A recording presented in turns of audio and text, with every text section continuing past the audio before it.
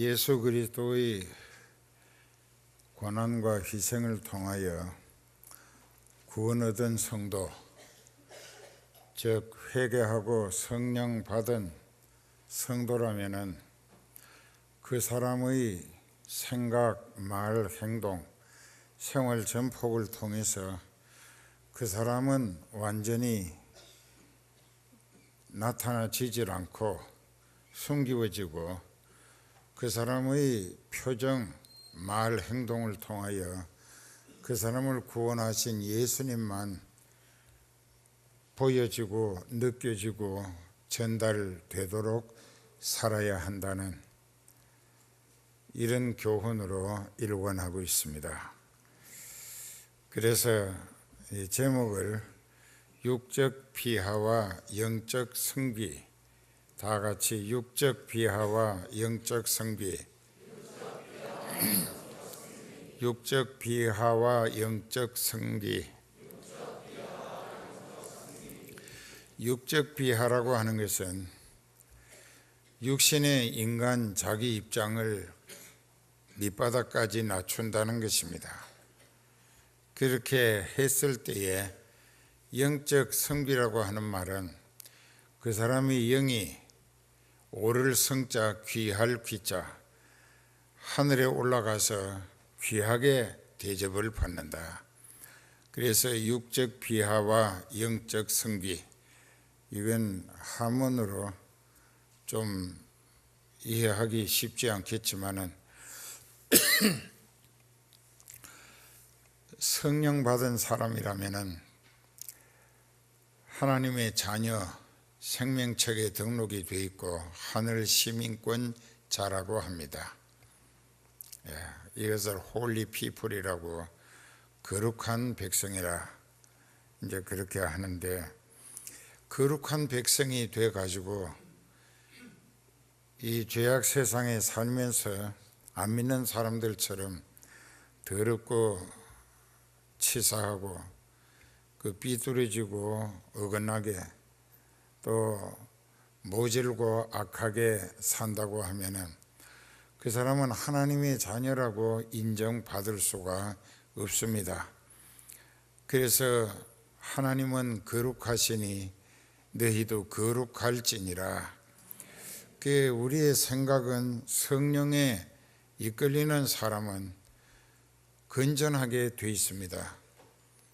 그리고 말도 거짓말을 하지 않고 진실되게 사실대로 말하고, 그 행동하는 것도 하나님 중심의 섬기자는 목적으로 살기 때문에 자기가 힘들고 어려워도 또 엄청난 부담을 지고 고통을 겪는 한이 있더라도 주님이 기뻐하시는 일이고 하나님의 뜻이라면 기꺼이 찬송하면서 감사하면서 그 무거운 짐을, 고통을 달게 감당할 수 있는 모습이 바로 하늘나라를 바라보고 그곳에 들어가기 위해서 믿음으로 사는 성도의 모습이라 할 수 있다는 것입니다.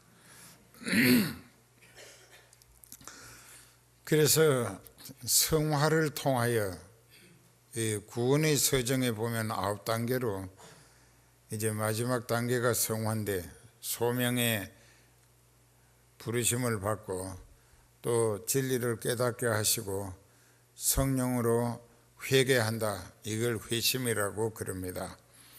그리고 중생하고 이젠 영과 육의 가치와 순서를 바꾸는 것입니다. 영과 육의 순서와 가치를 바꾼다는 거 지금부터 잘 들으세요. 여러분들이 교회는 다니는데 믿음이 성공할 수 있느냐 실패로 끝나느냐는 여기에 달렸기 때문에 교회 가기 전에 예수님을 모르고 하나님도 몰라보고 자신이 얼마나 불행하고 비참한 죄인인가, 그 지옥길에 곤두박질하고 있는 비참한 죄인인 것을 깨닫지 못했을 때는 자기라고 하는 존재의 가치, 그것은 세상 조건으로 기준을 삼았습니다. 왜? 육체가 자기 인생의 전부로 알았기 때문에. 이제 이 세상 기준으로 말하자면 세상 학문이라도 공부를 얼마나 많이 했는가, 또 어떤 디그리를 학위를 받았는가, 그리고 또 어떤 직책으로 지위라고 하는 포지션이라고 하는 사회적 지위를 얼마나 높이 올랐는가, 그리고 그 지위를 통한 권력이 얼마나 많은 사람들에게 자기를 가시하며 행세할 수 있는가, 이런 것을 가지고 자기 가치의 기준으로 삼는 거예요. 그래서 좀 배운 사람은 그 배운 값을 하기 위해서 자기보다 좀 못 배운 사람을 내려다보고 짓밟고 무시하고 멸시하고, 그리고 그 사람을 이용해 먹으려 하고, 이렇게 잘못 살았던 것은 자기라고 하는 인생이 육체가 자기 존재의 전부로 알고, 이 육체가 가진 세상 조건이 자기 인생의 가장 귀한 값어치로 가치 기준을 삼았다는 것입니다. 그러다 보니까는 많은 사람들이 더 좋은 학교 나와야 되고, 그래서 더 남들보다 훨씬 실력을, 학력을, 또 기술을 더 많이 갖추어야 된다. 그래서 그 사람이 세상에서 남들 위에 군림하고 행세하면서 다른 사람들보다 더 우뚝 솟아가지고 많은 사람을 내려다보고 그 사람들 위에 군림하고 행세하기를 목적으로 살았어요. 근데 그게 잘 안 됐습니다. 잘 안 되다 보니까는 그저 남들만큼 배우지도 못하고, 따라서 뭐 지식이나 기술이나 또 사회적인 지위나 명분이나 또 실권이라고 하는 거, 이런 거에 대해서 별로 기대 걸 조건이 되지 못했던 인생은 자기 인생을 상당히 불행하게 생각하며 잘못 살았어요. 그래서 나는 왜 이렇게 하면서 스스로 자기를 좀 불행하게 생각하고, 그러면서 그저 주변의 부모님들을 원망 불평도 했습니다. 왜 남들처럼 못 먹이고 못 입히고 제대로 가르치지도 못할 형편이면 낳기는 왜 낳느냐고. 부모가 낳은 게 아니에요. 생명은 하나님이 내신 겁니다. 요즘 그 한국에서 그 생명공학에 대한 또 여러 가지 의술도 발전하고, 그래가지고 자궁생육법에 의해서 아기가 포태하지 않는다고 의사를 통해서 인공 시술을 통하여 잉태한다고 합니다. 아무리 해도 하나님이 그 생명을 허락지 아니하시면 생길 수가 없습니다. 생겼다 해도 하나님께서 이건 사람으로 태어나서 평생 소망 없는 인생, 여러 사람들에게 피해만 주고 부담만 주고 고통만 주고 사람 구실도 못하고 하나님 앞에도 소망 없다고 생각되면 배 속에서부터 정리해 버리실 수 있는 것은 하나님의 주권이라는 것입니다. 그것은 생명의 절대 주권이에요. 아무도 막을 길이 없습니다. 그래서 오늘 우리가 이제 지금까지 살아온 과거, 예수님을 알기 전에, 회개하기 이전에, 성령 받기 이전에 자기 인생은, 자기 존재와 가치는 육신이 전부라고 알고 살았다 이게요. 그러니까 더 잘 먹기 위해서 사기 협잡도 하고 도적질도 하고 강탈도 하고, 그러니까는 피가 문제예요. 육체의 생명은 피에 있다고 레위기 17장 11절에 하나님이 말씀하셨어요. 사람이 왜 죄를 짓느냐? 그 육체의 생명 연장을 위해서, 그것은 그 피를 더 보충하기 위해서입니다.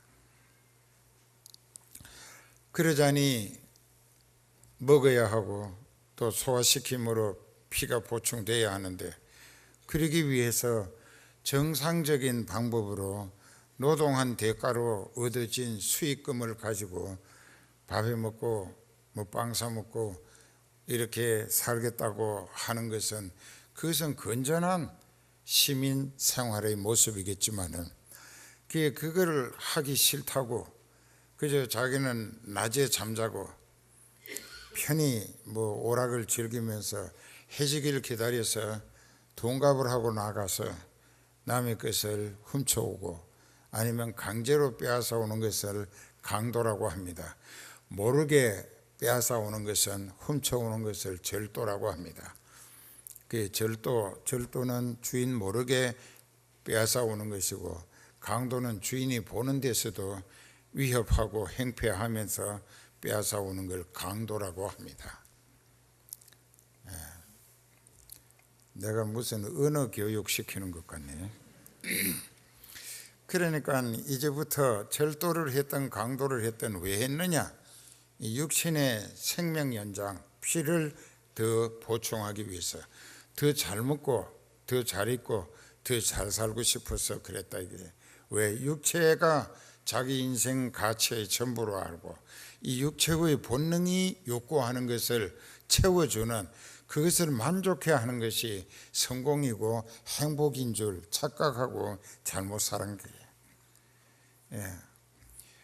뭐 대도라고 했던 조 멋이라고 하는 사람이 청송감호소에서 여러 해 골방지키며 하면서 뭐 누군가 전도받고 회개했다고, 그 뭐 기독교 방송마다 TV나 라디오를 통해서 신문에도 인터뷰를 내고 했는데 거짓이었습니다.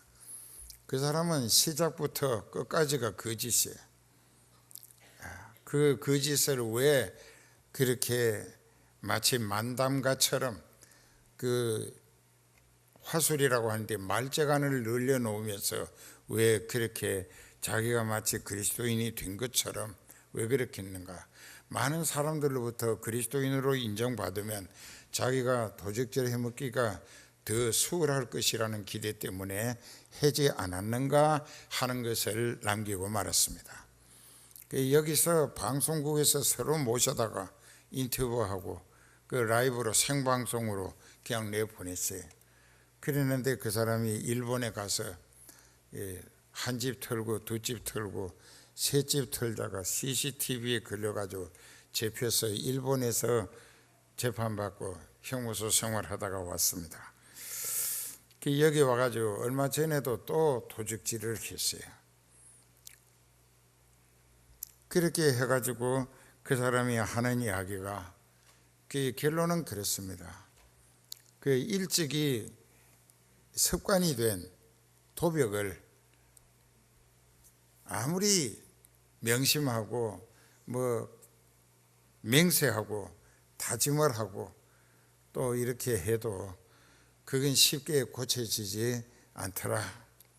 그러니까 그 사람이 예수님을 믿어서 진짜 회개하고 성령을 받아가지고 성령의 인격으로 예수님의 성품을 닮아가는 거듭났다고 하는 과정을 거쳤더라면 고칠 수 있어요. 옛사람과 새사람으로 180도 완전히 바뀌어질 수가 있습니다.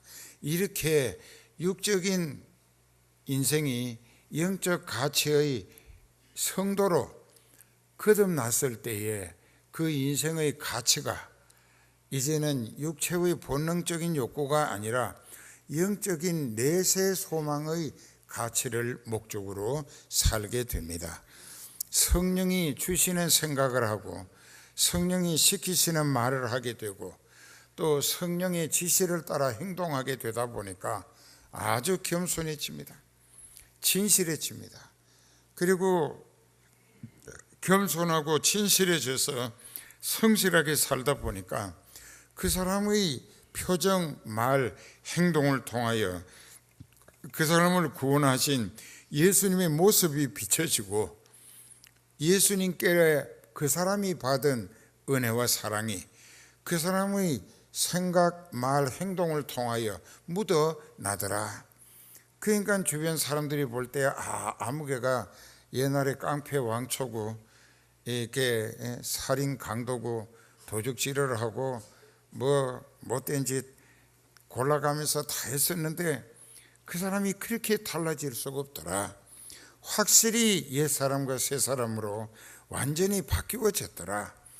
그래서 일부러 좀 이렇게 가서 여러 가지로 유혹도 하고 또 찝쩍여서 시비를 걸어보고 해도 입가에 미소만 띄우면서 주여 하고 참더라.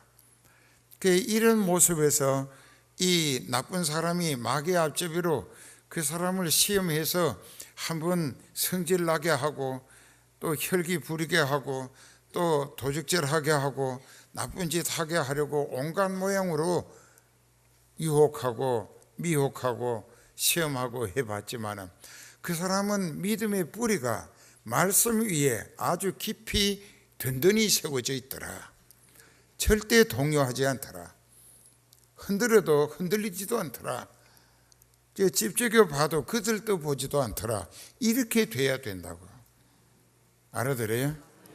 그 사람이 진짜 성화된 거룩함으로 바뀌어진 크리스찬이다 이게.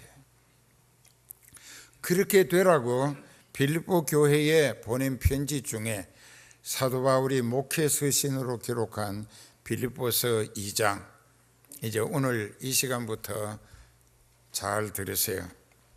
그러므로 지금까지 쭉 설명했듯이 그러므로 그리스도 안에 있는 성도라면 성도끼리 무슨 권면, 또 사랑으로 무슨 위로, 또 성령으로 무슨 교제, 이 세 가지는 계속돼야 된다 이게.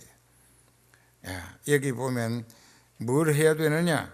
같은 믿음의 형제 자매끼리 목양지간에는 하나님이 계시고 교회 양떼들이 있고 그 중간에 목자를 하나님이 세우셔서 그 목자를 통하여 지금처럼 하나님의 말씀을 성령으로 대언하게 하시고 또 양떼들의 여러 가지 문제를 그 목자를 통하여 하나님 앞에 보고 드리도록 중보 기도하도록, 그러니까 목자는 하나님과 양떼 중간에 세워서 쓰시는 하나님의 사역자라. 오늘 2부 예배 사역자의 권능과 권위에 대해서 아주 잘 들었죠. 무진장 많은데 설교 하나님이 하라시는 것이 시간이 없어. 그 어떤 목사님들은 설교 미천이 동이 나서 설교하기가 참 설교 준비하는 게 너무 힘든다고 하는데 나는 내가 설교 준비하는 일이 없어. 왜? 설교는 하나님이 준비하시고 난 대언만 하면 된다 이게. 받아서 선포하면 되는 거예요. 이거 아직도 이해 못하는 사람은 성은교회에서 성령이 대언하게 하시는 하나님 말씀의 진가를 깨닫지 못했다고 할 수밖에 없어요.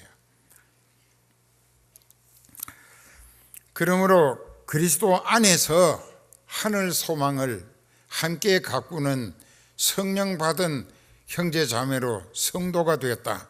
크리스찬이라고 하면은 자기들끼리도 서로가 권면을 할 때에 또 사랑으로 무슨 위로를 나눌 때에 또 성령으로 교제를 하게 될 때에 이 똑같은 얘기입니다.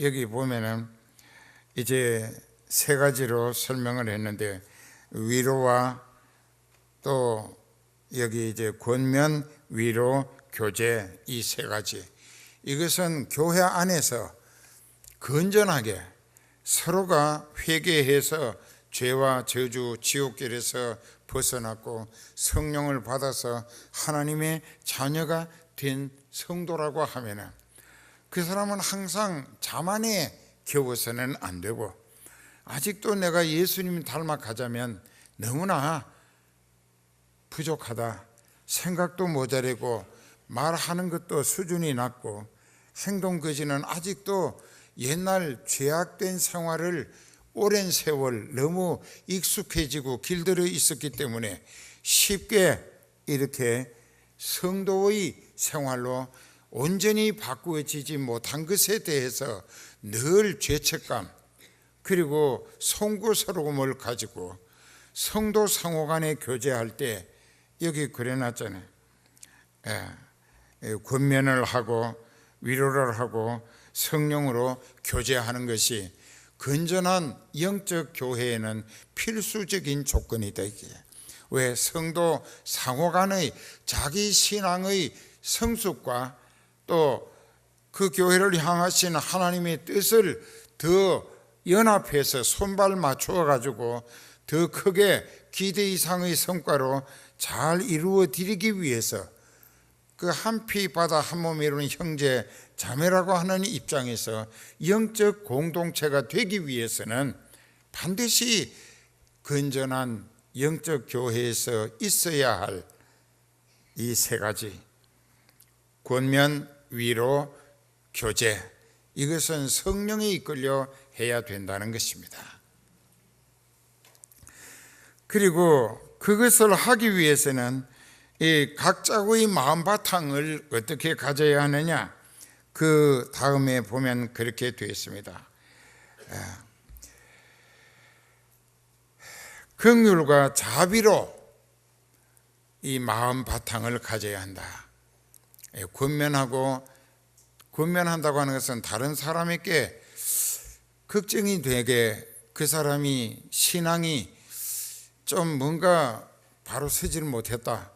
그러면 바로 선 믿음을 가진 사람이 그 사람을 붙들고 권면을 할 때에 자비와 긍휼을 마음바탕에 깔고 접근해서 하라, 이게 알아들어요?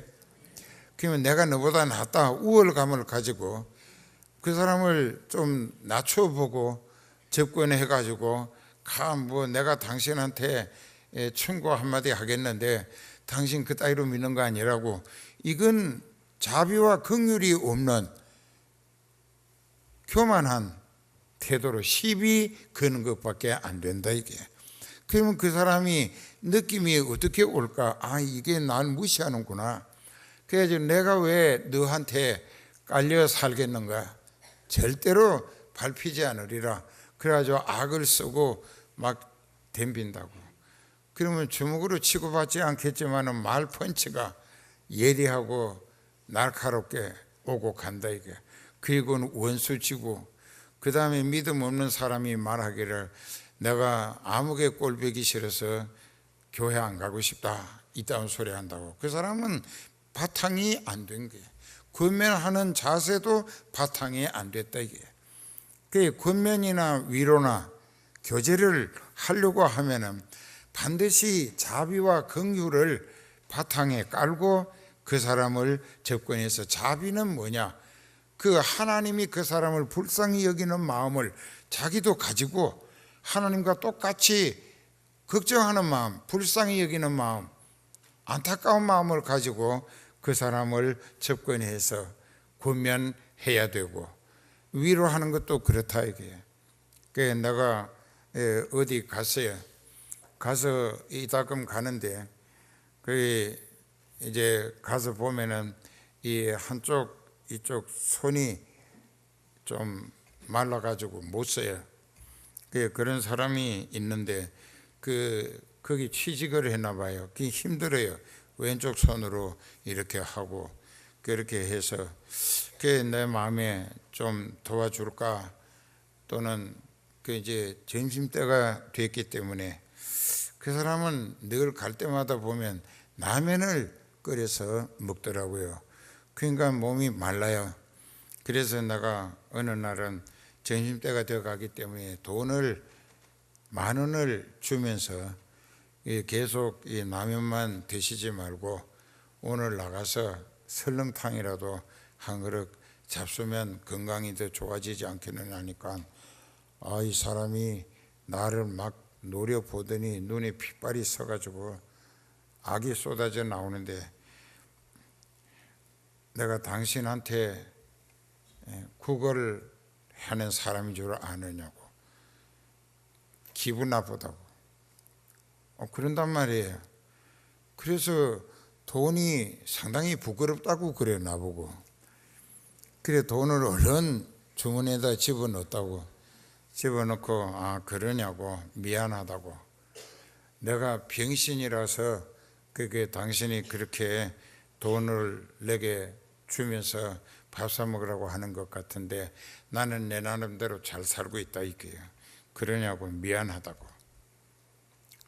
거기 다시 안 가. 그걸 보면 마음이 부담이 되고 안 보는 게 낫겠다 이게. 그러지 말자 이거야. 우리는 하나님의 종으로서, 하나님의 사자로서 예수님의 심장을 가지고 그 사람에게 설렁탕 한 그릇이라도 먹으면은 남용만 먹는 것보다 맛도 다르고 건강도 좋지 않겠나. 그래서 했던 것인데 그랬다고요. 그 사람이 이 설교 듣기를 바래요. 그래서 회개하기를. 이제 그렇게 하고 그 다음부터는 절대로 길가에서 거지 같은 사람을 이렇게 보고 뭘 좀 주고 싶어도 그 사람이 또 나한테 악을 쓰게 될 것 같아서 아예 혼이 나가지고 그 다음부터는 아예 그것도 못하게 돼요. 이러니까는 그 사람이 자기만 불행에 빠진 것이 아니라 다른 불행한 사람들까지 도움받는 손길을 막아버리는 폐단을 만들어 놓고 말았다 하는 것입니다. 오늘 우리도 하도 자존심, 기분, 감정 이런 것이 극도로 민감해져 있고 악해져 있어요. 그러니까는 길 가다가도 노랑털 하나만 건드려도 줄부를 토하면서 죽이네 살리네 하는 게 지금 세상이라고. 어느 67살 된 할머니가 이제 길을 가다 보니까는 고등학생 17살짜리가 담배를 피우고 있다가 담배 풀 있는 대로 땅에다가 내던지고 가니까는 뭐라고 한 거예요. 학생 이거 이렇게 내던지고 가서 불이 나면 어떡하겠는가 하고 학생이 무슨 담배를 피우는가 하고 했더니 그 학생이 돌아와서 벽돌을 주워가지고 할머니 머리를 내려쳤어요. 조심하세요 우리 할머니들. 맞아 죽는다고. 세상이 지금 극악무도해지고 있어요. 뉴스에 보셨잖아요. 그러니까 육체를 전부로 아는 인생은 그렇다 그 말이에요. 그런데 영적으로 가치를 예수님과 일치하는 사람, 예수님이 귀하게 여기시는 그것을 나도 귀하게 여길 줄 알게 되면서부터 내 인생관이 바뀌어지는 거야. 나도 이제 영적인 소망을 목적으로 하나님 중심의 하나님 아들, 딸다운 생각, 말, 행동, 표정 관리로 생활이 바뀌어진다 이게. 그러면 교회 안에서 이 일을 위하여 그렇게 더 하나님 아들다우게 딸다우게 그리고 생각, 말, 행동이 예수님 닮아가게 되면은 하나님으로부터 얼마나 흐뭇하시고 또 기대가 새로워지시고 관심과 대접이 달라져 오실까. 이건 뻔한 일 아닌가 말이에요.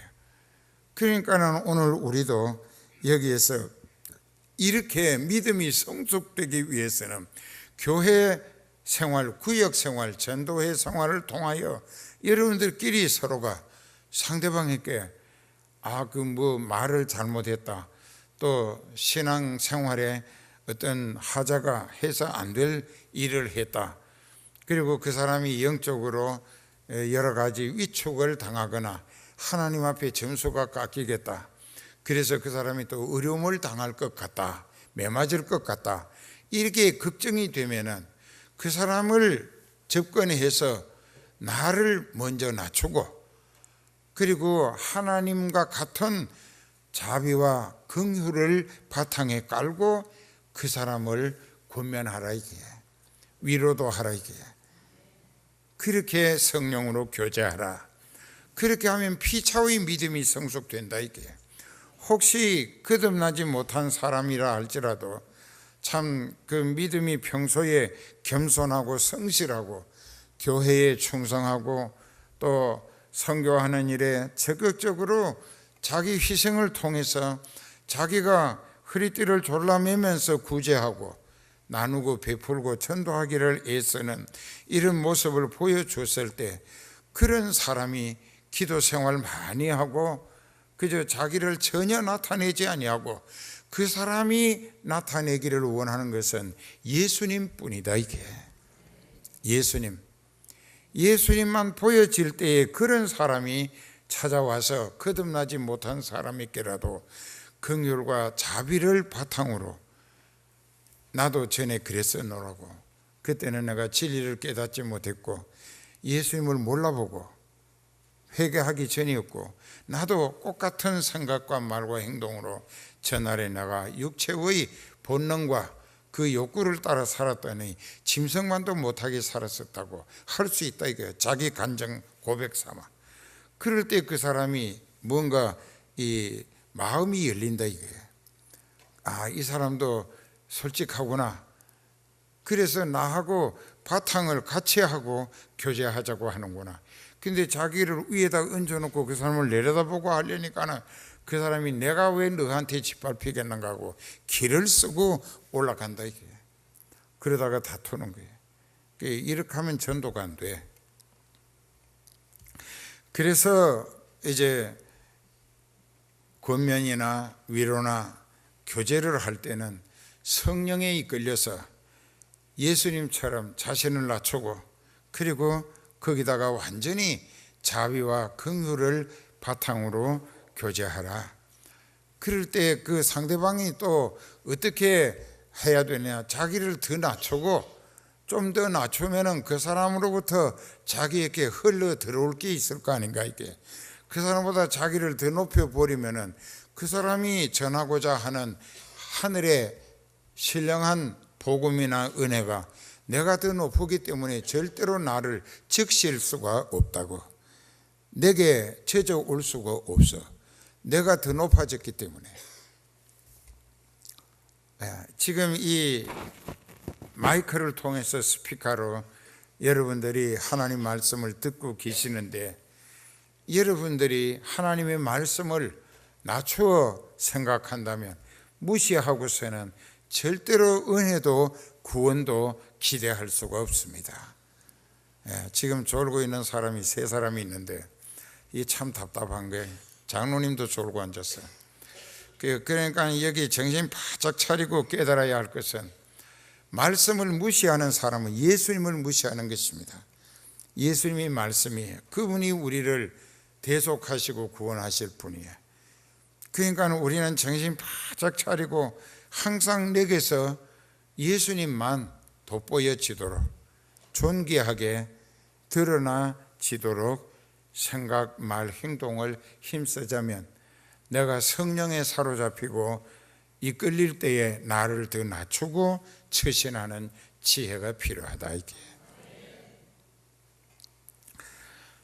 그래서 여기 있는 말씀도 마음을 같이하여 같은 사랑을 가지고 뜻을 합하며 한 마음을 품어 아무 일이든지 다툼이나 허영으로 하지 말라. 왜 다투고 허영이 생기는가? 예수님이 중심이 아니고 인간 자기 중심으로 생각, 말, 행동을 했기 때문에 다툼이 생기는 거고 허영이 생기는 거예요. 이 다툼은 자기가 위에 헤게모니를 분위기를 장악하겠다. 이게 자기가 이 분위기를 장악하겠다. 그러다 보니까 다투는 거예요. 서로 높아지려고. 또 거기 다투는 것뿐만 아니라 허영이 뭐냐? 헛된 경영을 허영이라고 합니다. 헛수고하는 거예요. 그것이 하나님 보실 때에 저 인생은 바람잡이다. 순 알맹이는 완전히 무시해버리고 껍데기만 가지고 분위기 잡으려 하고 행세하려 들고 그 자기를 나타내려 하고 뭐 무슨 영향력을 행세하려 하고 이것이 허영이다. 이거야. 알맹이 영적인 것은 완전히 무시해버리고 이 인간의 껍데기 가지고 그 내가 지은 찬송가에 있잖아요. 거기에 이제 우리가 잘 깨달아야 한다고. 여러분들도 제발 누가 내 잘못을 지적하고 권면하거든 참 눈물겹도록 붙들고 당신이 나를 이토록 사랑하고 염려하는 줄 내가 이제 알아노라고, 참 고맙다고, 내가 지옥 갈까 봐서 하나님 앞에 매맞을까 봐서 그 나를 이렇게 깊이 생각하고 진심으로 사랑하고 참 정말 그리스도의 심장으로 나를 염려해 준다는 사실에 내가 당신을 두고 너무 고맙다, 참 엎드려 절을 하면서 이렇게 고마울 때가 너무나 감사하고 말로 어떻게 표현할 수 없는 고마움, 그렇게 받아들여 보라고. 그러면 그 사람이 그 시간부터 상대방이 기대하는 분량에까지 믿음이 성숙될 수 있지 않는가. 믿음이 성장한다 이게. 그 믿음이 성장한다는 건 뭐냐, 육체적인 기준과 입장에서 영적인 기준과 입장으로 올라선다 그 말이에요. 그게 영적으로 성숙되는 거예요. 내가 말을 할 줄 몰라서 미안한데 그런 거예요. 그렇게 돼야 한다고. 그러니까 우리가 믿음 생활을 교회 안에서 성도끼리도 서로 상호간에 교제할 때 서로 눈알에 칼날을 세우고 네가 나를 이런 식으로 하지 마라. 그리고 나는 죄인 괴수다.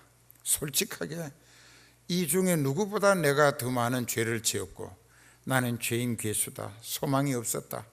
그런데 하나님이 나를 불쌍히 여기시고 진리의 교회로 불러들이셨다. 그리고 성령으로 역사하시는 교회에서 내가 깨닫게 하시고 믿어지게 하시고 체험과 감동으로 회개하게 해 주시어서 나 같은 죄인 살리신 그 은혜가 너무 고맙고 황송하고 어떻게 표현할 길이 없다.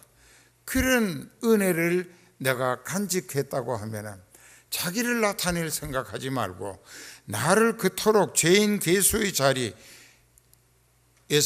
하나님의 아들 딸의 신분으로 거듭나게 해주신 성령과 예수님께 자신을 섬김의 제물로 쓰임받기를 힘써야지.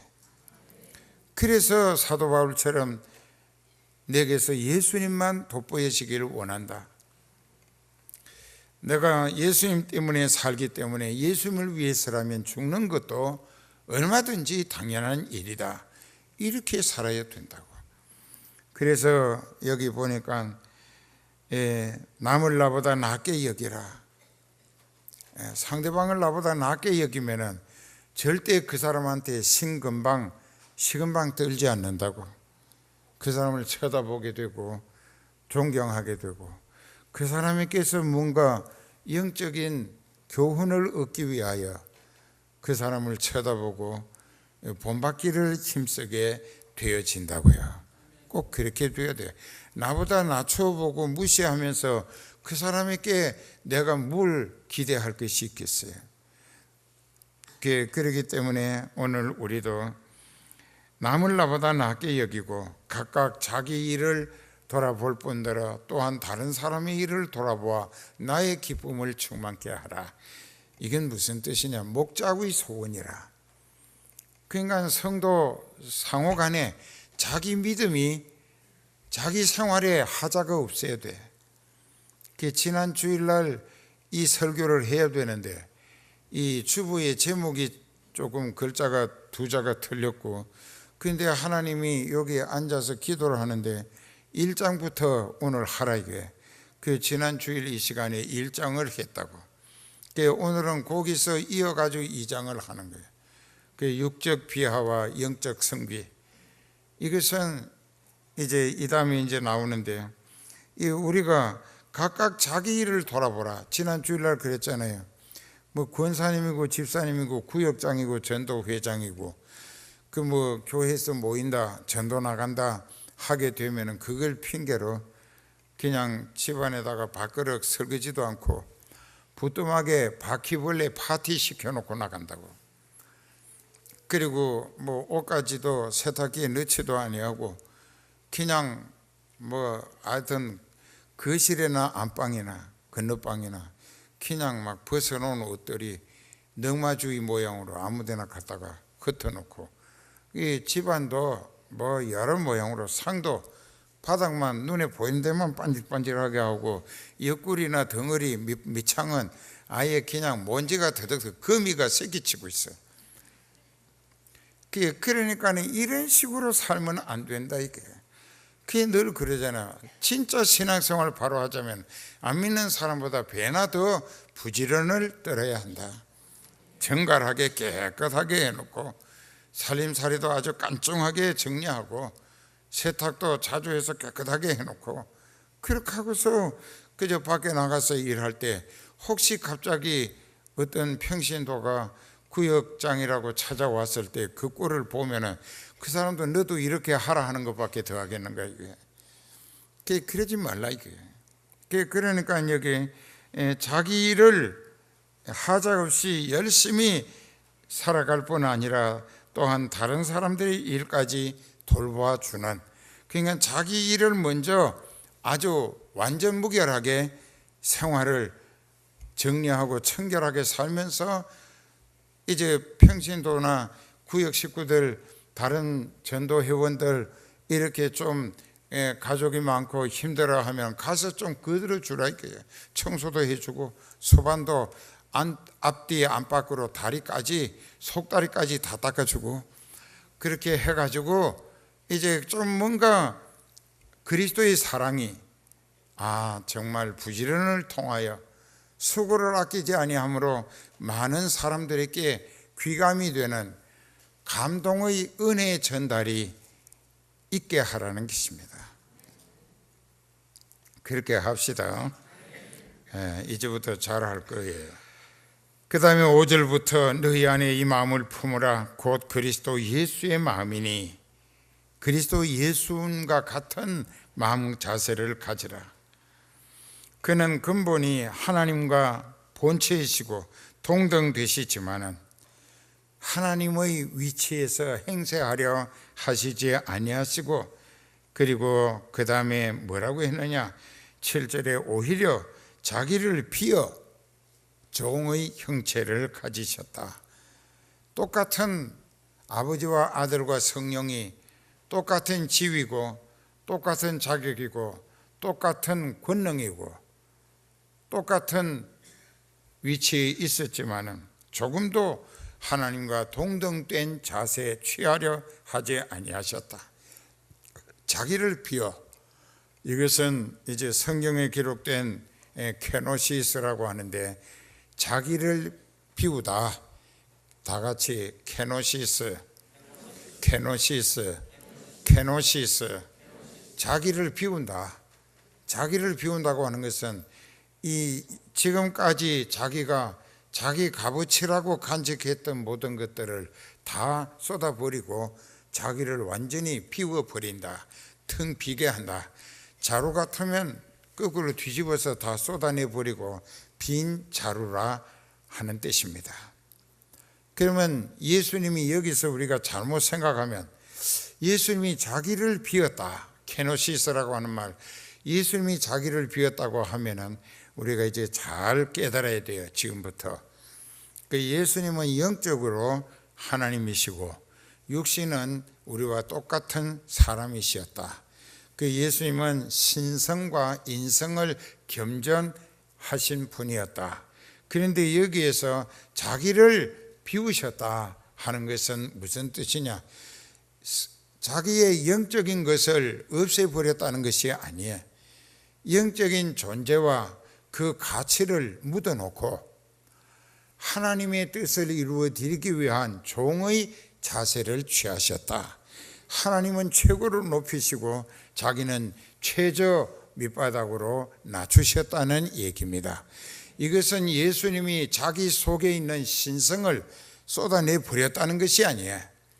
그것을 감춰놓고 신성은 덮어놓고 육신된 사람으로서 하나님이 택하신 자기 백성의 죄를 십자가 형틀에 죽임당하심으로 대속하시기 위해서 완전히 하나님을 하나님으로 받들고 자기는 죄인 괴수로 죄인들의 발바닥 아래까지 자기를 완전히 낮추셨다. 알아들어요?